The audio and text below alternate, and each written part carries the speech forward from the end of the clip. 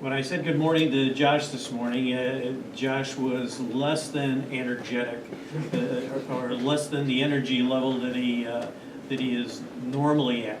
Okay, so that tells me, you know, something right off the bat. So, as a leader and manager in the social situations, you need to be, you know, really in tune with people and their verbal and their nonverbal communication, because those are going to be the cues that you're going to run off in order to, you know, figure out how best to interact in any given situation.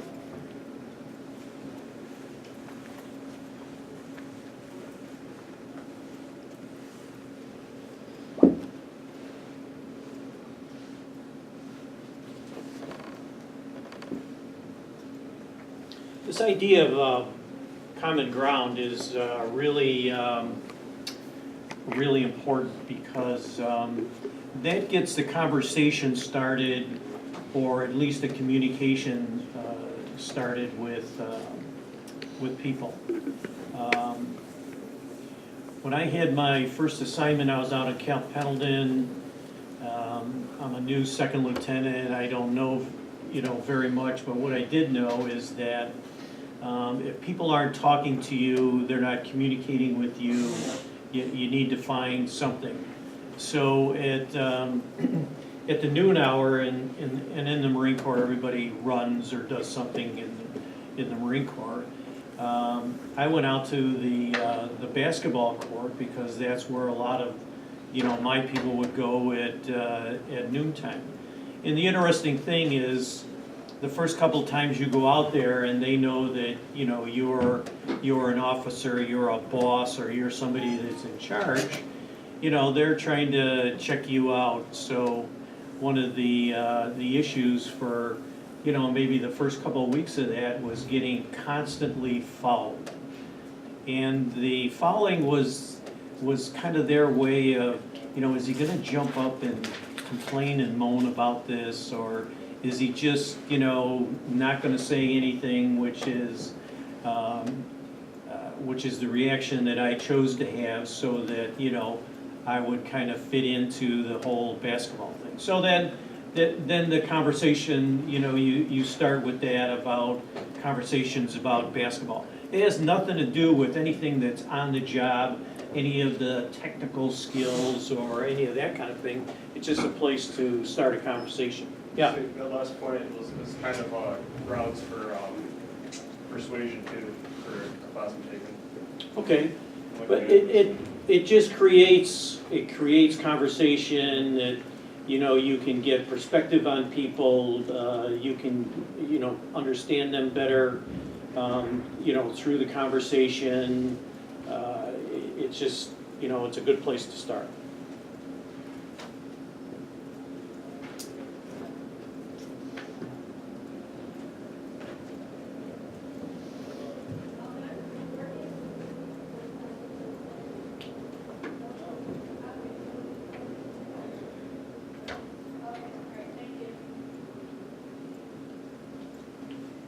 Now, in his article, he does go over these competencies, and what he's saying about the critical mass is you got to have more of them than fewer of them in order to be successful.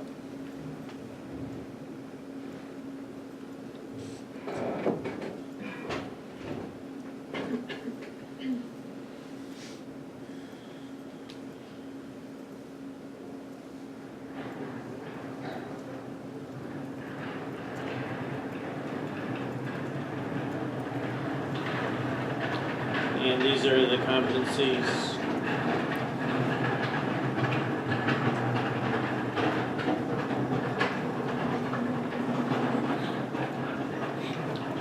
In social, when you talk about social awareness, what is empathy, and why is empathy important?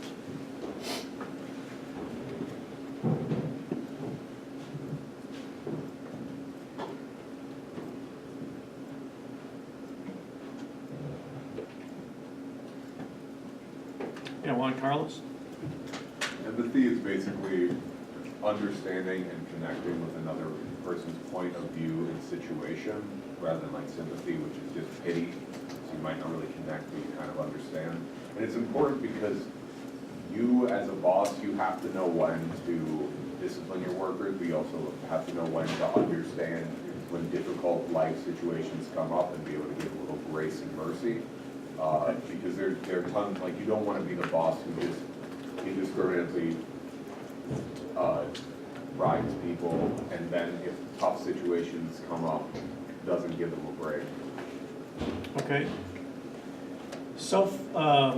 Empathy is that, typically we call it walking in the other guy's shoes.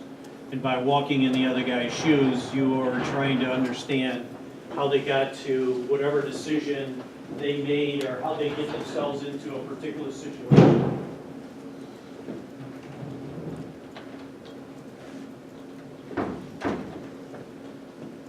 Why do you need to do that? Yeah, Jake? One reason would be so you can better work with that person, just like understanding their strengths and weaknesses, just like kind of having your own self-awareness, being aware of other people's, how they operate. Okay. You're in a situation where you have to give feedback, and unless you understand how that person got to the situation that they're in, or they made the decision, or decisions that they made, you're not going to be very effective in giving, any kind of feedback. And empathy is certainly not sympathy. Sympathy would be doing whatever that person needs at any particular time, to sort of smooth over whatever social situation they find themselves in, which is not really, as a leader or a boss, that may not be what they effectively need. Yeah. I know sympathy can sometimes be seen, like, if someone's being sympathetic towards you, sometimes it can be seen as condescending. And from like a leadership follower stance, that's not a good idea, because your follower will think that you're condescending to them, and that could ruin relationships and not help them. Where empathy, you're kind of putting yourself out there and going the extra mile to understand why they're upset, instead of just being like, oh yeah, I get it, get over it. Okay.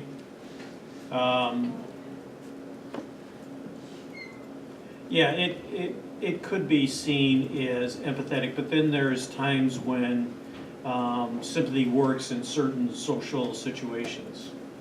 Jake is laughing at the funeral, all right? That probably wouldn't be the appropriate, response, and a more sympathetic thing would be, a kind word to, the people that have, lost somebody. The other part of empathy is understanding how the person got to that decision and then applying to the situation, especially if you have to counsel somebody, or you have to give them maybe negative feedback about something, that they did. First, understanding how they got to that decision, and then giving them effective feedback on, yeah, you know what, I recognize that, you went left instead of right, but here's how we're going to fix that. Okay, so again, the idea, empathy is extremely important, and empathy in cultures is really different too. Different cultures will spend more time with empathy than other cultures. I don't sense it. In this country, we have a real strong sense of that. That's probably why we have low numbers in EI, because we don't empathize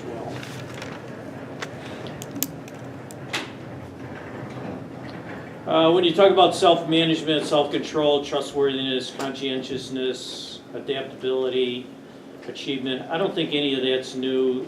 Some of that was in, when we discussed traits. The idea of self-awareness, that sort of is the fallout of into self-management, is being able to achieve these competencies. How about organizational awareness? What is that?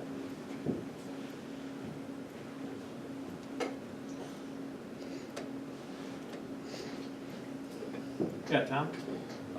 Know what the standards and regulations and I guess, what's the word? Just everything that your organization stands for. So if you happen to be like, I don't know, like a coal company or something like that, don't start bringing up ways to like do like clean energy and stuff like that. It's probably not the right spot to do that. So you have to be aware of your surroundings you're in, not like bring up stupid stuff. All right, that's sort of a start. What else?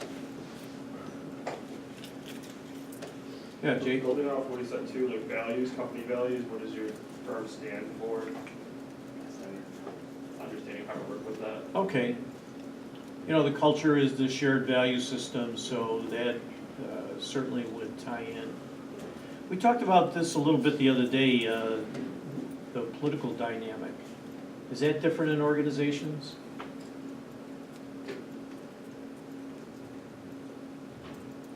Ian?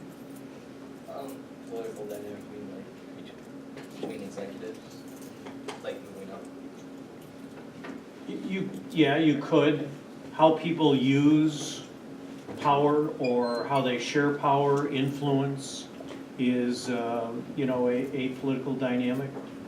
You have a formal system of that, which is, you know, basically the organizational chart, and then you have an informal system, which is, you know, the people in the organization that have sort of informal power or are informal communicators within the organization. So this dynamic tells you how to get things done and who you need to see that's important within the organization to, you know, to build consensus or be collaborative and that sort of thing. And they're certainly different in all organizations.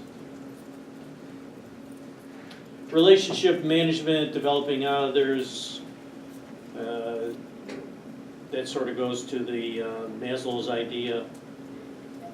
What is at the top of his yeah, his hierarchy? Self-actualization. What's that? Self-actualization. Yeah, and what is that? You're asking me. Oh, yeah. Just like feeling comfortable, feeling motivated within yourself to do things. Maybe, yeah. Josh? Kind of like becoming what you wanted to be, like actualizing some like goal or self, like image of how you want, like of a better self that you want to achieve. Okay. What is your potential and, you know, have you reached or are you reaching that potential? Okay, that has an individual dynamic to it. It also has a group dynamic to it. The group dynamic is how is the manager or the leader helping you to develop past wherever you are. You might look at this and say, well, do I understand that person or that group or that organization's comfort zone? And how far can I move them out of that comfort zone where they'll learn, but not so far out of that comfort zone where they become dysfunctional? How do people become dysfunctional? What are examples of dysfunction? Yeah. They lose interest and they just become negative. They start to question things. They are not excited, and that just becomes contagious. They have a bad attitude. Okay. I liked everything but the questioning things. Well, I mean, once decisions are made, if they disagree with them, that's what I mean by questioning. They disagree with the decisions. Okay. It's like you said, it's not a terrible thing to question things, but if you're outwardly disagreeing with them, it's not good. Never coming to consensus. Yeah. Okay. Also, just water following standards or protocols that the organization just becomes dysfunctional, depending on how many different Okay. people there are. Yeah, from an organizational standpoint, you might look at it, do we have more absenteeism? Are there more fights and arguments, or are there more, what else? People coming in drunk or drugged, or, that would be sort of the extreme.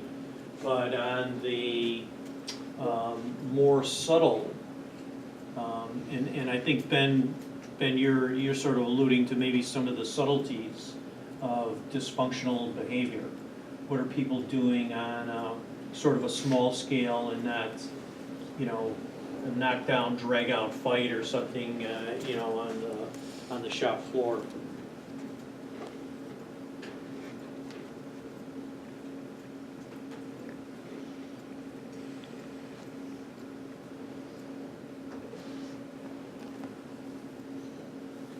Leadership style affects climates, and he's got a bunch of different styles. We'll get to that soon. Moods and behaviors drive the mood and behaviors of everyone else. This concept, I think, I'm not sure that he does a great job, Golden does a great job of discussing this, but, when does a leader interject their particular mood or change their behavior? One thought that I have is anytime you're giving feedback to people, or you're counseling somebody, or you're advising somebody, the less they see of your mood, whatever that mood is, the better. Because that just makes people defensive.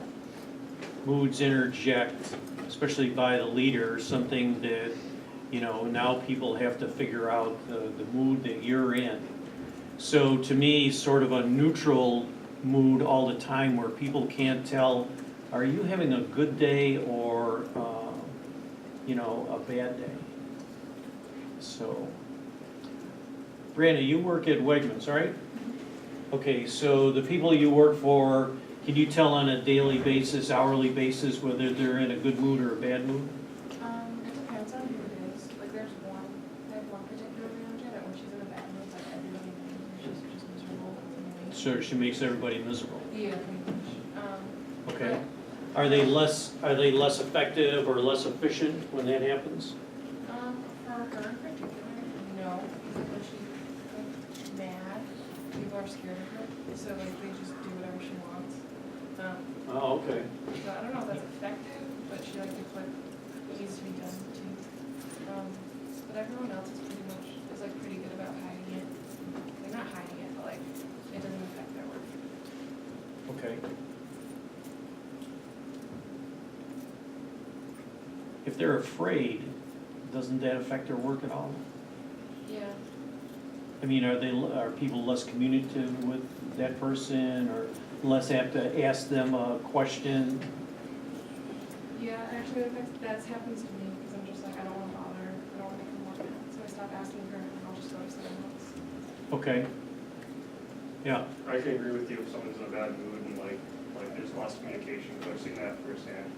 You can tell your boss is like, you get that cold vibe, and then nobody wants to talk to that person, and then like they come up to you. Okay, I'm sure you've all experienced that, and what I'm telling you is from a leadership standpoint, that you should be emotionally neutral, okay? Because that does have an effect, whether you're, positive or negative. If you're gonna err, I would err on the side of being, positive and cheery and, express that sort of emotion than the negative emotion. The negative emotion normally